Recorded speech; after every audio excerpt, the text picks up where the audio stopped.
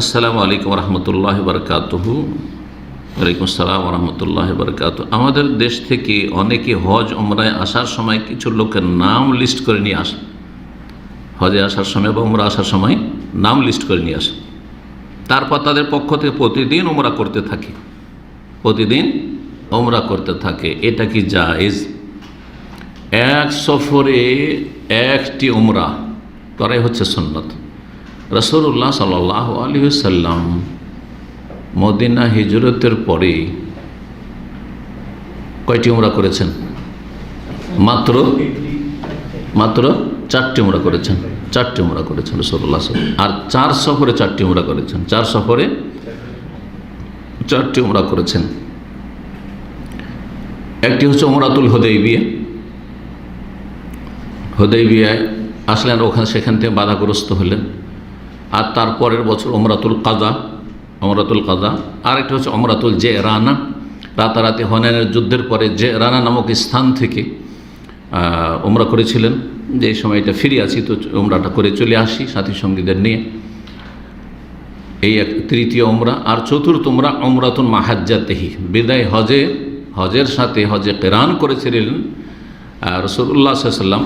যেহেতু তার সাথে কোরবানি পশু ছিল, সেজন্য তামাত্তু করতে পারেননি, তার সাথে একটি যে উমরা হয় সেই উমরা। তাহলে টোটাল 4টি উমরা। তো 3টি উমরা তার মধ্যে বাস্তবে উমরা করেছেন। আর হুদাইবিয়ার উমরাতে পৌঁছতে না পারলেও যেখানে বাধাগ্রস্ত হয়েছেন সেখানে যে পশু ছিল, হাদির পশু জবাই করে দিয়েছেন। এবং কেউ যদি বাধাগ্রস্ত হয়ে যায়, তার ইচ্ছা ছিল যে পৌঁছিব কিন্তু পৌঁছিতে পারল না, তাহলে সেই ব্যক্তি যেন উমরা করেই ফেললো, উমরার সওয়াব পেয়ে গেল। জি, এ হচ্ছে রাসূলুল্লাহ সাল্লাল্লাহু আলাইহি ওয়াসাল্লামের উমরা।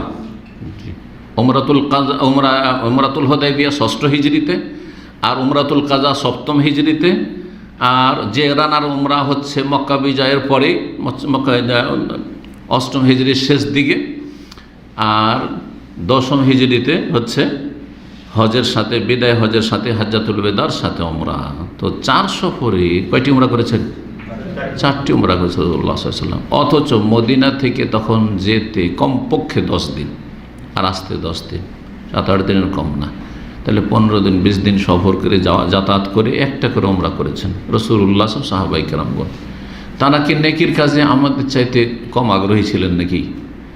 নবী সাল্লাল্লাহু আলাইহি সাল্লামের আমরা অনুসরণ করব না, তার আগে বাড়ে কাজ করব, অনুসরণ করতে হবে। ইয়া আইয়ুহাল্লাযীনা আমানু লা তুকাদ্দিমু বাইনা ইয়াদাইল্লাহি ওয়া রাসূলিহি।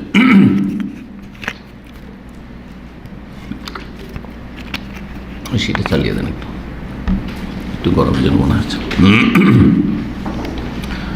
আল্লাহ কি বলছেন? ইয়া আইয়ুহাল্লাযীনা আমানু, হে ঈমানদারগণ, লা তুকাদ্দিমু বাইনা ইয়াদাইল্লাহি ওয়া রাসূলিহি, তোমরা আল্লাহ এবং তার রাসূল সাল্লাল্লাহু আলাইহি ওয়াসাল্লামের আগে বাড়িও না। সূরা হুজরাতের প্রথম আয়াত। আগে বাড়া শুধু এই নয় যে নবী সাল্লাল্লাহু আলাইহি ওয়াসাল্লাম রাস্তায় চলছেন তো সামনে হাঁটিও না, বরং কখনো কখনো রাস্তা দেখাবার জন্য বা রাস্তা ক্লিয়ার করার জন্য, রাস্তা যাতে নিরাপদ হয় এই ব্যাপারে কনফার্ম হওয়ার জন্য আগে চলাটাই হচ্ছে শরীয়ত সম্মত। তাহলে এটার চাইতে অনেক বেশি গুরুত্বপূর্ণ হচ্ছে কি? দ্বীন ইসলাম পালনের ক্ষেত্রে, দ্বীন ইসলাম বুঝার ক্ষেত্রে আল্লাহ এবং তার রাসূলের আগে বাড়িও না। রাসূলুল্লাহ সাল্লাল্লাহু আলাইহি ওয়াসাল্লাম এক সফরে একটি উমরা করেছেন, সাহাবায়ে কেরামগণ এমনটাই করেছেন। একমাত্র কারো ওজর উমরাতে এসেছিল, তারপর উমরা করতে পারেনি। যেমন মা আয়েশা রাদিয়াল্লাহু তাআলা হয়েছে, মাসিক ঋতুর কারণে হজের সময় চলে আসলো, মনটা খুব খারাপ, কান্নাকাটি করছেন, মনটা ভেঙে পড়ে। সবাই নবী সাল্লাল্লাহু আলাইহি ওয়াসাল্লামের বিবিগণ, অন্যরা, সাহাবিয়াতরা হজে তামাত্তু করলো, উমরা আলাদা, হজ আলাদা। আর আমি হতভাগিনী করতে পারলাম না। নবী সাল্লাল্লাহু আলাইহি ওয়াসাল্লাম তার মন জয় করার জন্য, মনের প্রশান্তির জন্য বললেন তার ভাইকে যে যাও, এই রাতটাতে তো ফিরে আছি, আমরা এখানে বসে আছি, সকালে এখান থেকে মদিনা রওনা দেব, রাতে একটা তানঈম থেকে উমরা করিয়ে দাও, তানঈম থেকে উমরা করিয়ে দাও। তো এমন যদি কারো কেস হয়, হজে এসেছিল আর তারপর উমরা আলাদা করতে পারেনি, হজের সময় হয়ে গেছে, ঠিক আছে আলাদা করে তখন করুক, বা একটা এরকম করুক। কিন্তু প্রতিদিন উমরা করা অথবা কয়েকদিন পর পরই উমরা করা, এক সফরে বারবার উমরা করা, আর সেটাও মসজিদে আয়েশা থেকে, অর্থাৎ তানঈমে, যে তানঈম ওই জায়গার নাম, যেই জায়গাটি মিকাত নয়। কিন্তু অনেকে মনে করে তানঈমটা হচ্ছে মিকাত।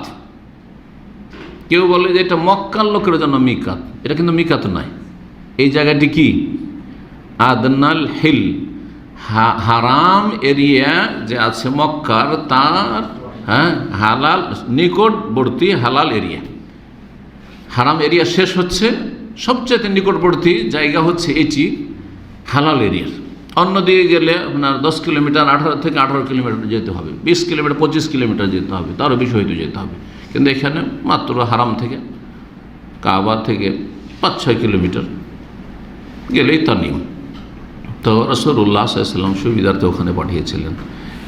এটা মিকাত নয়, এটি কি বললাম? হারাম এরিয়া। এটা কার জন্য? মক্কা থেকে যারা উমরা করবে তাদের জন্য ওই জায়গায় যাওয়া, যাতে করে উমরাতে হালাল এরিয়াতেও গেল আর হারাম এরিয়াতে এসে উমরাটা আদায় করলো, মানে তওয়াফ সাই করলো। সেই জন্য এই রহস্য, এটা মিকাত নয়। উমরার ক্ষেত্রে মক্কায় যারা বসবাস করে অস্থায়ী অথবা স্থায়ী তাদের জন্য। বাকি হজের ক্ষেত্রে রাসূলুল্লাহ যেহেতু বলেছেন যে যেখানে থাকবে সেখান থেকে, সুতরাং হজের জন্য যখন যাবে হাজী সাহেব, তখন অনেকে যে ভুল করে ওই তানিম যায়, এটা যাওয়া আবার বিদআত, ঠিক নয়। তখন কি করবে? যেখানে হোটেল আছে সেখান থেকেই মেনা চলে যাবে এহরাম বেঁধে 8 তারিখে। তো এটি সুন্নতের খেলাফ কাজ। আর যদি বেশি বেশি করে তো বেদাত। বেশি বেশি যদি করে, যেমন বলেছে প্রতিদিন কারো না কারো নামে উমরা, বেদাত।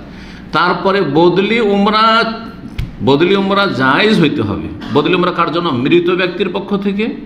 আর এমন অসুস্থ অচল ব্যক্তি যে শারীরিকভাবে চলতে পারে না, যে এসে মক্কা পৌঁছিবে আর মক্কা পৌঁছে তওয়াফ সাই করবে, এমন লোকের, একটা লোকের অভাব আছে। অধিকাংশ বদলি উমরাগুলি কেমন হয়? যে অভাব আছে, টাকা পয়সা নেই, সেই জন্য ওর পক্ষ থেকে বদলি উমরা করছে, এটা জায়েজ না, এটাও বেদাত, এটাও বেদাত। আর এক সফরে বারবার উমরা করা বেদাত। তাহলে উমরা যদি 2-3টে করতে হয়, তায়েফের মিকাতে চলে আসেন বেরিয়ে, ওখান থেকে একটা করলেন, একটা প্রথম করেছিলেন, হয়ে গেল একটা। মদিনা আসলেন, মদিনা ফিরে যাচ্ছেন, আর একটা উমরা করে নেন, চলো 2-3টে হয়ে গেল, এইভাবে করেন। কিন্তু মক্কাই থেকে 2 রিয়ালের গাড়িতে যাবেন বাসে, অথবা 5 রিয়াল খরচ করে গেলেন আর উমরা করছেন, এটা করবেন না। এক হজে আমি হজ মৌসুমে ডিউটিতে ছিলাম কয়েক বছর আগে, আর সেখানে এক ইন্ডিয়ান বুড়া বুড়ি, 2 জনে স্বামী স্ত্রী ডেলি যায় ধাক্কাধাক্কি করে, যে কিভাবে উঠে বাসগুলোতে দেখেছি, আর ওইভাবে যায় আর উমরা করে, এক দিনে 5টা করে উমরা করে। তারপর ডায়রিয়া ধরে মহিলা মারাই গেছে, উমরাই গেছে। জি, তো দুনিয়ারও ক্ষতি, আখেরাতেরও ক্ষতি। এসব বেদাত, এসব জায়েজ নয়। আর এসব নাম লিস্ট করে নিয়ে এসে বদলি উমরা করা, এগুলো শরীয়ত সম্মত নয় আসলে।